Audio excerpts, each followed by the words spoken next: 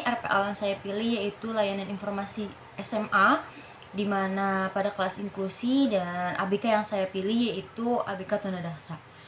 Seperti yang kita tahu, tunadaksa adalah ketidakmampuan anggota tubuh untuk melaksanakan fungsinya secara normal, entah itu akibat penyakit, luka, ataupun pertumbuhan yang tidak sempurna ketika anak itu berkembang.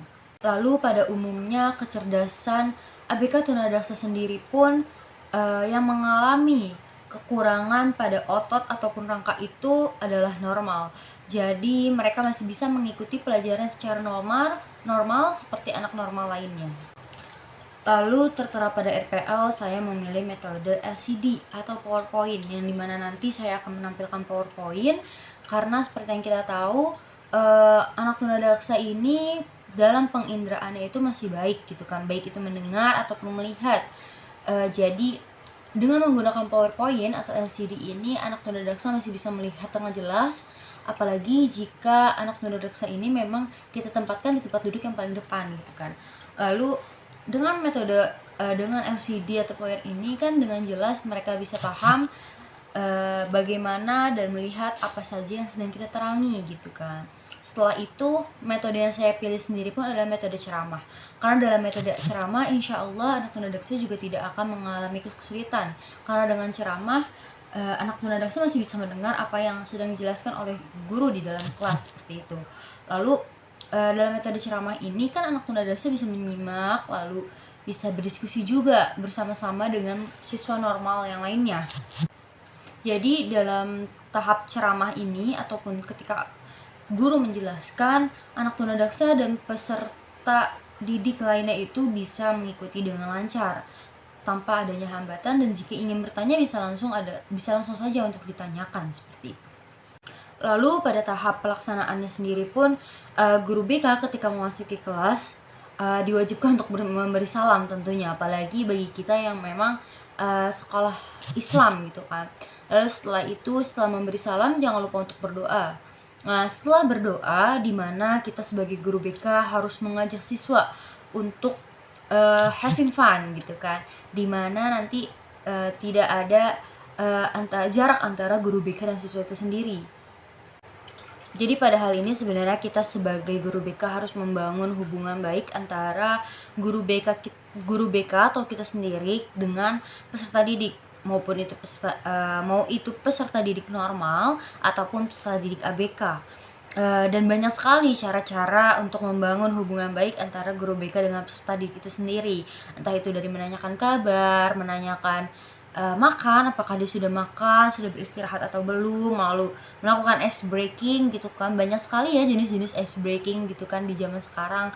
Sebenarnya apalagi kita juga sudah mempelajari, mungkin di beberapa mata kuliah kita sudah mempelajarinya. Lalu ketika kita ingin masuk ke tahap inti, kita juga harus menjelaskan apa sih tujuan dari pemberian layanan informasi ini tersebut gitu kan. Setelah itu kita juga harus menanyakan kesiapan peserta didik, maupun itu peserta didik normal ataupun peserta didik ABK gitu kan, kesiapannya untuk mengikuti kegiatan pada hari ini atau melaksanakan layanan pada hari ini yang akan kita mulai gitu. Karena seperti yang kita tahu, jika peserta didik tidak mempunyai kesiapan untuk mengikuti kegiatan layanan ini, maka layanan pun tidak akan berjalan dengan baik. Karena ketika kita ingin menjalankan layanan atau suatu hal, alangkah baiknya di antara kedua belah pihak itu juga harus memiliki kesiapan yang bagus atau yang matang. Lalu dalam tahap pelaksanaan ini, guru BK tentu saja harus menayangkan apa yang sudah disiapkan gitu kan. Apalagi tadi sudah dijelaskan, saya akan menggunakan metode LCD atau PowerPoint, media LCD atau PowerPoint dan metode ceramah gitu, dimana nanti ketika PowerPoint sedang ditampilkan, maka saya sebagai guru BK akan menjelaskan secara langsung bagaimana jelasnya yang seperti dengan apa yang sudah ditampilkan pada PowerPoint itu tersebut. Lalu dalam pelaksanaan ini pun saya juga akan melakukan sesi tanya jawab atau diskusi dengan peserta didik ataupun itu peserta didik normal maupun peserta didik ABK. Nah, setelah itu saya akan membagi kelompok menjadi 5 kelompok,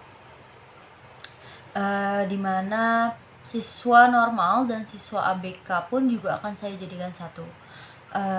Saya juga sudah punya planning dari awal sebenarnya. Kalau misalkan mungkin siswa ABK akan merasa lebih minder karena dia memiliki kekurangan pada fisik dibanding siswa normal lainnya, seperti itu. Dari hal ini saya berpikir untuk membagi atau menempatkan siswa ABK tersebut dengan teman yang memang dekat dengan dia, lalu di mana dia juga sering berkomunikasi hingga diskusi dalam kelompok dia pun juga akan berjalan lancar, seperti itu. Nah, setelah kelompok berdiskusi, saya akan meminta setiap kelompok untuk menjelaskan atau mempresentasikan hasil diskusi yang sudah mereka diskusikan sebelumnya sesuai dengan tema yang sudah saya jelaskan.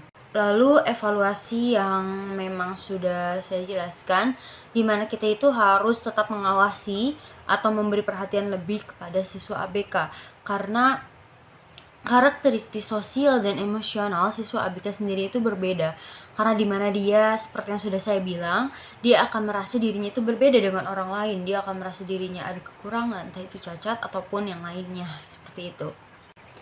Bahkan siswa ABK itu akan merasa dirinya tidak berguna dan akan menjadi beban bagi orang lain, apalagi di kelompoknya itu. Jadi selama diskusi berjalan, sebagai guru BK kita tetap harus mengawasi bagaimana proses diskusi yang sedang berjalan dalam kelompok tersebut. Lalu sebenarnya sebagai guru BK itu kita harus mengetahui karakteristik peserta didik kita, maupun itu peserta didik normal ataupun peserta didik ABK tunadaksa ini gitu. Jadi sebelum kita mengajar, sebelum kita memberikan layanan, sebelum kita memberikan metodenya bagaimana, menjalaninya dengan metode apa, kita juga harus tahu apa sih karakteristik dari siswa ABK ini, lalu siswa normal lainnya, sehingga bagaimana caranya kita harus tahu